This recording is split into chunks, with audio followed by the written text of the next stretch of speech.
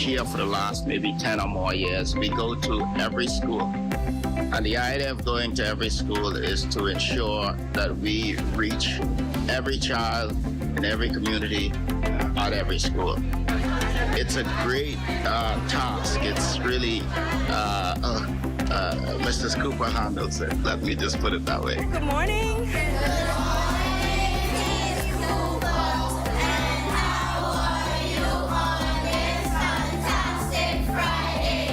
Well, now I'm fantastic.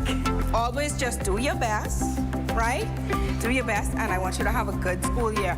Listen to your teachers, be kind to each other, right? Yes, Mom. Okay. What's your name? Raynell. As for you, I hope you like what's in this bag, okay? As for you, hello. You all right? We're coming through, we're coming through. We have another bag for you as well. You're welcome. I hope you like the snacks. They're kind of It's quite difficult. We have more than 13 schools in the district. We travel to every single one of them. It gives me great joy when I am able to do it, to see the smiles on their faces, to see the enthusiasm for coming back to school after being off for the summer months, and really the excitement about learning and seeing their friends and about the future. So when I'm able to interact with them, it brings me great joy. Notwithstanding the challenges, notwithstanding the vast areas that we must cover in the many schools, it really warms my heart to see the enthusiasm in their faces about their future. And I'm delighted as Member of Parliament to be a part of that future. And guess what? We also have something today for your teachers.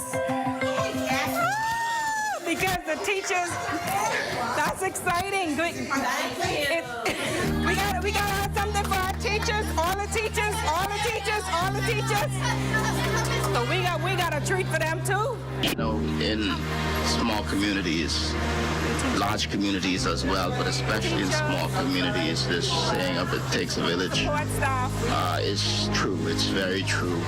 And we want to ensure that the janitresses, the custodian staff, the teachers, senior masters, principals, all start off the year with a bang.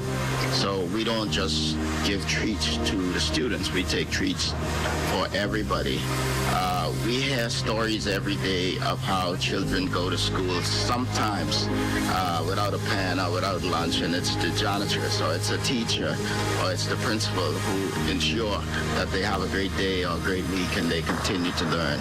So we must never forget the village, never forget everyone who play an important part in molding our children. Sometimes we go to funerals for a janitress, for example, and we see scores of children there in significant grief because of the impact that this person had on these young minds. So we want always to ensure that we capture everybody in our net of generosity when we go to do back to school, because back to school is for the entire ecosystem, the entire village, and the children benefit as a result of everybody being happy. Well, that gives us a clear idea of how back to school is shaping up in Exuma and the Keys. And at the heart of it all is none other than the wife of Deputy Prime Minister and Island Representative Cecilia Cooper. Welcome to What's Trending. We're so honored to have you join us here for your first sit-down interview with us. It's definitely a pleasure. Well, thank you, Geminita. It's certainly a pleasure to be here today. Great to have you here with us. So many may think of you as a woman of leisure, but given that what you have to pull off logistically for the DPM's Back to School giveaway, I think it's safe to say that's a very different story for you. So how much planning actually goes into pulling off something of that scale? Oh, goodness. Well, firstly, the woman of leisure comment. I've worked for the same job for the last 20 years, and I go to work every day. Okay. But yeah, that being said, there's quite a bit of planning going into the Back to School initiative. We start out earlier in the summer, in July, with the summer camp for kids. This year was the 10th year, and it was a summer camp where we engaged children with crafts and sports and those those type of things. Normally in Exuma, camps are happening all summer long, and we kind of stagger them so that the children have camp 1 week after the other week after the other week. So there's always something happening. And our camp is, like I said, is craft and sports based, and they really enjoy. Every year we're learning something new. So a lot of planning, and sometimes at camp they tell you about back to school. So one thing kind of leads into the other. So this year we did quite a few crafts, and we did our own little business cards and business tags with sanitizer and bath salts and things like that that we labeled, and then.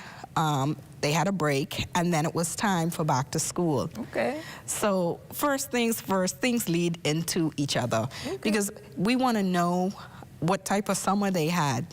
We want to know, you know, the excitement for back to school. You have your teacher. So it took us going to the schools to really engage and connect and find out. Oh, and you remember everybody. Okay. You remember, you know, everybody remembers everybody. Right? Yes. All right. Especially the Keys too. And I was just going to get into that, because you're not just covering Exuma, you're covering the Keys as well. So that's a lot. So it was first it was setting items, and then it was just like, well, what are their names?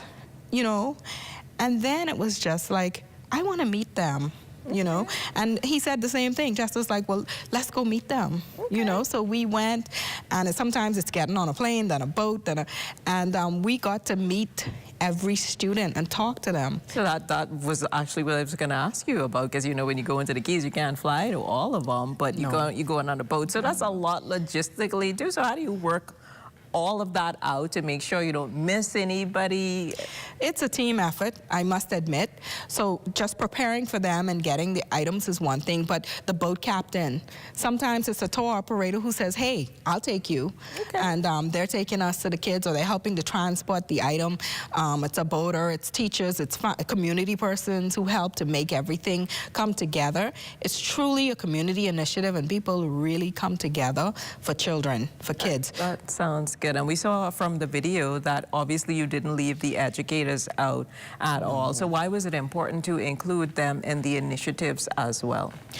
One year I noticed, as we were giving the children their Christmas presents, and again, we go through the Keys, we have a party, we take Santa, and we make sure that you don't just get a gift. You get a party bag, we do an activity, it might be cookie decorating or ugly sweater competitions, a dance party, and then, you know, the teachers are just standing there. They're helpful, they're smiling, but they're there as well, and they're going back to school. They're celebrating Christmas. Sometimes teachers come to school and they give children lunch. Sometimes they help to groom students. And sometimes children come to school for love, and teachers give that love. Thank you so much for chatting with us today and giving us a glimpse into the many hats you wear: wife, mother, professional community builder, and of course, boss lady. So that's definitely a lot. So we appreciate your time and everything that you do for the people of Exuma. I know that they definitely love that as well, and they love you. And I love them. Thank you so much.